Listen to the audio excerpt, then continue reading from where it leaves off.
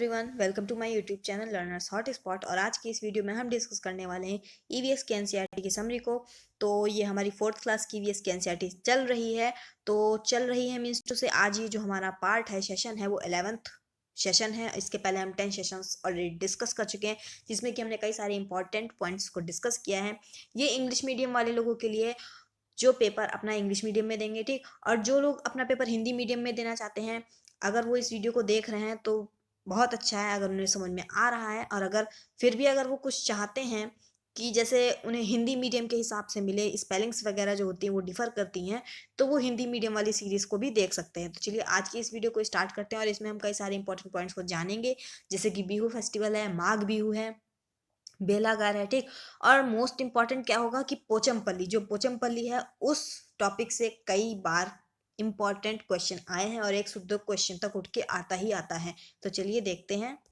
तो इसमें हम सबसे पहले बिहू की बात कर लेते हैं। जो बिहू फेस्टिवल होता है वो कहाँ सेलिब्रेट किया जाता है। तो जो बिहू फेस्टिवल है, सेलिब्रेटिंग बिहू, ठीक, ये कुछ इस टाइप का होता है। इसमें जो असम में लोग हैं, बिहू फेस्टिवल को जब सेलिब्रेट करते हैं तो उसमें एक डांस भी करते हैं, ठीक। और ये बिहू फेस्टिवल कब सेलिब्रेट किया जाता है? When the new rice crop had been harvested, means जब नई चावल की फसल जो होती है, धान की जो फसल होती है, जब वो कटने वाली होती है, तब जो है ये बिहू फेस्टिवल मनाया जाता है। और बिहू फेस्टिवल कहाँ मनाया जाता है? आसाम में। कौन से ओकेजन पे? जब न्यू राइस क्रॉप जो है वो हार्वेस्ट होती है, तब मनाया जाता है, ठीक। और इसमें क्या होता है कि बेलागर मनाया जाता है। जैसे कि बेलागर जो होता है वो बैम्बू का बनाया जाता है, ओके। तो जो बेलागर होता है वो बैम्बू का बनाया जाता है और उसमें ग्रास का भी यूज़ किया जाता है, ठीक। तो इसमें क्या होता है, जैसे होली में हम लोग क्या होता है कि बोन फायर, सब लकड़ियाँ इकट्ठा करके उसमें मीन्स क्या है कि उसको जलाया जाता है और फिर सब लोग उसके चारों तरफ राउंड करते हैं और प्रे करते हैं, ठीक, वर्शिप करते हैं। तो ऐसे ही इसमें भी होता है, बिहू फेस्टिवल में बेलागर मनाते हैं और उसमें क्या है कि उसके भी चारों तरफ लोग राउंड करते हैं, ठीक, चक्कर लगाते हैं और वर्शिप करते हैं बिहू फेस्टिवल में। और इसमें क्या है कि लोग फिर क्या है कि फीस्ट होती है, एक दावत होती है। तो दावत के पहले ये बेलागर का जो फंक्शन होता है, प्रोग्राम होता है, ये कंप्लीट किया जाता है और इसी को बिहू फेस्टिवल कहते हैं। बिहू फेस्टिवल कब मनाया जाता है? जब न्यू राइस क्रॉप हार्वेस्ट होती है आसाम में, ठीक। और एक और बात है कि माघ बिहू, तो माघ बिहू कब होता है कि माघ बिहू जो होता है, माघ बिहू, ठीक, MAGH, माघ बिहू, तो ये कब मनाया जाता है? माघ बिहू जो है वो, अगर हम ऐसे ही नॉर्मली बात करें कैलेंडर की, तो 14 और 15, ठीक, 14 एंड 15 को मनाया जाता है, ये नहीं, 14 और 15 जनवरी को मनाया जाता है, ठीक। और अगर हम आसामी कैलेंडर की बात करें, आसामी कैलेंडर मीन्स, अगर हम आसामी कैलेंडर की बात करें मीन्स जहाँ पे ये फेस्टिवल मनाया जाता है, तो वहाँ पे क्या है, माघ बिहू क्या है कि 1 एंड 2 मार्च को मनाया जाएगा, ठीक। माघ का जो महीना होता है उसमें माघ का जो 1 और 2 माघ होगा, ठीक, वो मनाया जाएगा। Means 10th month of Asami calendar जो होता है उसके अकॉर्डिंग, ठीक। तो बिहू फेस्टिवल आसाम में मनाया जाता है जब न्यू राइस क्रॉप हार्वेस्ट होती है। और जो माघ बिहू होता है, अगर हम नॉर्मली कैलेंडर की बात करें, तो 14 एंड 15th ऑफ जनवरी मनाया जाएगा, ठीक। और अगर हम आसामी कैलेंडर की बात करें तो जो 10th मंथ होता है माघ वाला, ठीक, माघ जो है 10th मंथ होता है। जैसे कि अपने में 10th मंथ होता है अक्टूबर, ठीक, अक्टूबर होगा 10th मंथ। लेकिन अगर हम आसामी कैलेंडर की बात करेंगे तो माघ होगा 10th मंथ, और माघ का जो 1 और 2 होगा उसको मनाया जाएगा माघ बिहू के रूप में, ठीक। तो ये हुआ बिहू की बात। अब चलते हैं नेक्स्ट पर। अब यहाँ पे कुछ दे रखा है बिहू से ही रिलेटेड, तो बिहू से रिलेटेड फॉर द टीचर्स में है, जैसे कि उरुकू की बात की गई है। तो उरुकू क्या है? Uruka is the evening before Bihu, means जो बिहू का फेस्टिवल है, जैसे कि जुमे में होता है, ठीक। अगर हम इस्लामिक कैलेंडर की बात करें तो उसमें क्या है कि जुमा लेके चलते हैं, तो जुमे की रात जो होती है वो जुमे से पहले होती है, ठीक। तो ऐसे ही इसमें भी ये है कि जो बिहू है, तो बिहू फेस्टिवल से पहली जो रात होती है उसको उरुकू कहते हैं, ध्यान रखिएगा, ठीक।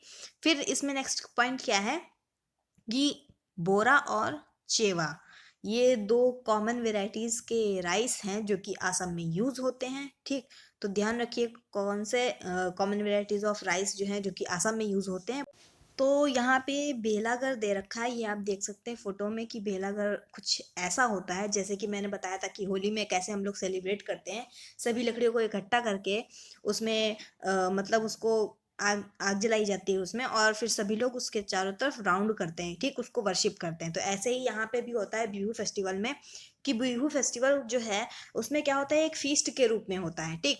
जब न्यू राइस क्रॉप हार्वेस्ट होगी, चावल की फसल कटेगी, तो उसमें क्या है कि लोग फेस्टिवल मनाते हैं और ऐसे भेलाघर का बना करके, ठीक, इसके चारों तरफ राउंड करते हैं, डांस करते हैं, गाना गाते हैं, और फिर क्या है उसके बाद बिहू फेस्टिवल ही इसका एक पार्ट है, ठीक।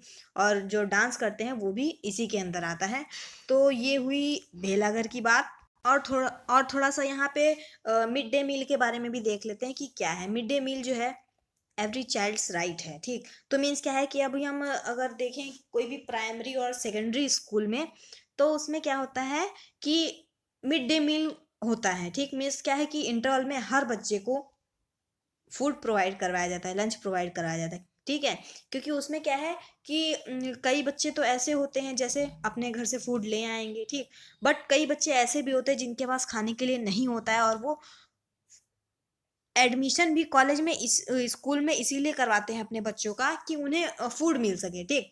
क्योंकि पहले क्या होता था कि एडमिशन्स बहुत कम होते थे स्कूल में बच्चों के, ठीक।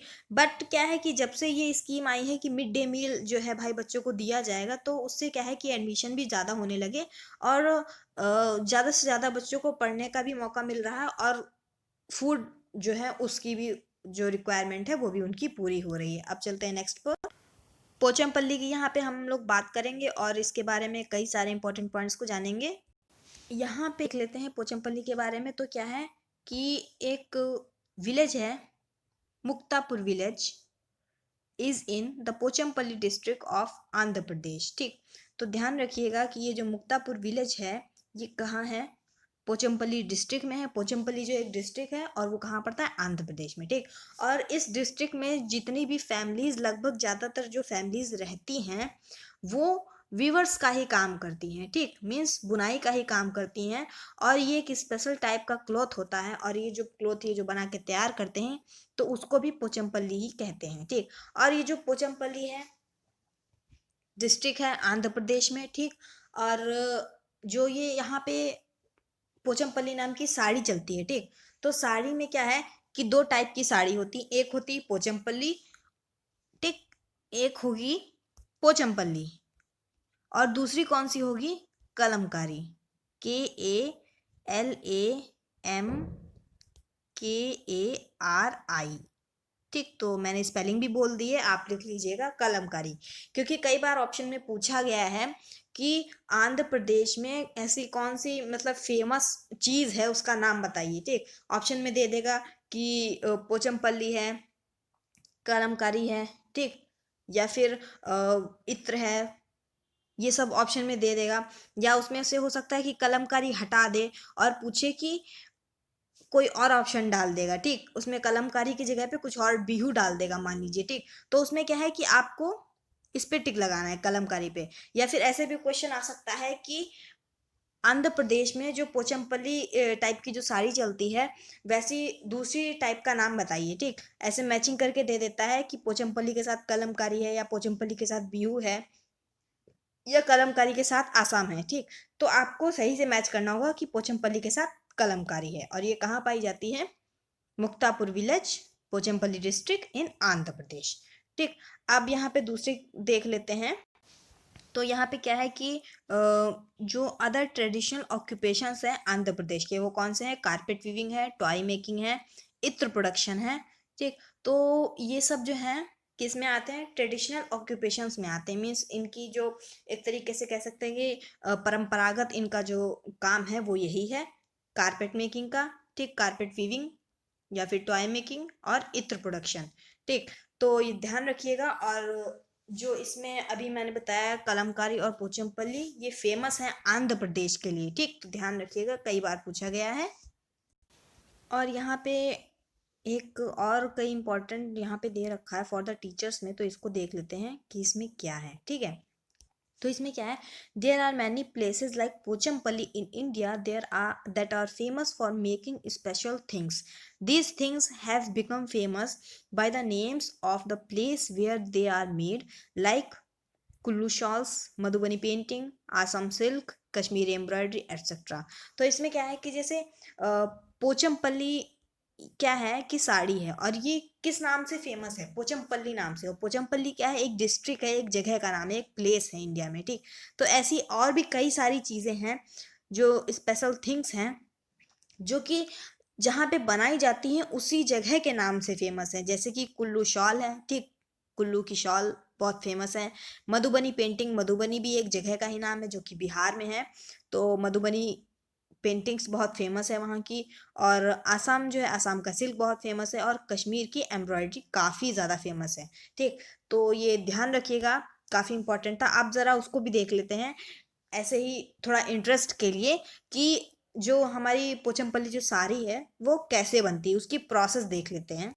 तो यहाँ पे देख सकते हैं, सबसे पहले जो फर्स्ट स्टेप है वो है ये, जैसे कि किसी कॉन्ट्रैक्टर ने कॉन्ट्रैक्ट दिया, ठीक, तो उससे क्या है, फिर अब यहाँ पे सूत बनाया जाएगा, उसका जो धागा है वो बनाया जाएगा। फिर इन्होंने क्या किया, धागा बना के पैक कर दिया, अब ये गया मार्केट में। ठीक, मार्केट में गया और अब इससे कपड़ा बनेगा। ये था धागा जो इन्होंने ऊपर से पैक करके दिया था। अब ये क्या है, इसका पूरा थ्रेड वगैरह बन गया है। फिर ये आया इनके पास, तो इन्होंने इसको क्या है, साड़ी में बना करके प्रिपेयर करके ऐसे से, फिर लाइन वाइज ये साड़ी बन के ऊपर इधर तैयार हो गई। तो यहाँ पे हम देख सकते हैं कि एट लास्ट यहाँ पे सारी प्रिपेयर हो गई। और इसमें हमने देखा कि कितने स्टेप्स में क्या होता है, कि कितने हार्ड वर्क के बाद एक साड़ी प्रिपेयर होती है। ठीक, तो यहाँ पे था first, second, third, fourth, fifth, इधर नीचे था, अभी हमने पहले देखा था। फिर ये सिक्स और सेवन्थ स्टेप में हमें जाके साड़ी मिलती है। ठीक, तो काफ़ी हार्ड वर्क के बाद ये साड़ी बनाई जाती है। और ये साड़ी जो सुंदर सी पोचमपल्ली साड़ी है और कलमकारी साड़ी जो है, आंध्र प्रदेश में काफ़ी फेमस है, तो इसको ध्यान रखिएगा। और आज की इस वीडियो में हमने काफ़ी कुछ इम्पोर्टेंट पॉइंट्स को जाना, माघ बिहू के बारे में, बिहू फेस्टिवल के बारे में, पोचमपल्ली साड़ी के बारे में। तो अगर आपको ये वीडियो अच्छी लगी हो तो इसे लाइक करें, ज़्यादा से ज़्यादा शेयर करें अपने सभी फ्रेंड्स के साथ। कमेंट सेक्शन में ज़रूर बताएं अपने विचार एवं सुझावों को कि आपको ये वीडियो कैसी लगी। और अगर आपके कोई डाउट्स रह गया तो उनको भी आप कमेंट सेक्शन में पूछ सकते हैं। ये इंग्लिश मीडियम की सीरीज़ है, हिंदी मीडियम की भी सीरीज़ इसके साथ साथ चल रही है, अगर आप चाहें तो उसको भी देख सकते हैं। वो आपके लिए काफ़ी इंपॉर्टेंट होंगी, आपके टीचिंग एग्जाम्स में काफ़ी हेल्पफुल रहेंगी। और अगर अभी तक आपने मेरे चैनल को सब्सक्राइब नहीं किया है तो जल्दी से मेरे चैनल को सब्सक्राइब कर ले, साथ ही बेल आइकन को प्रेस कर लीजिएगा, ताकि आगे आने वाले सभी एजुकेशनल वीडियोस का अपडेट नोटिफिकेशन आप तक पहुंच जाए। And all the very best.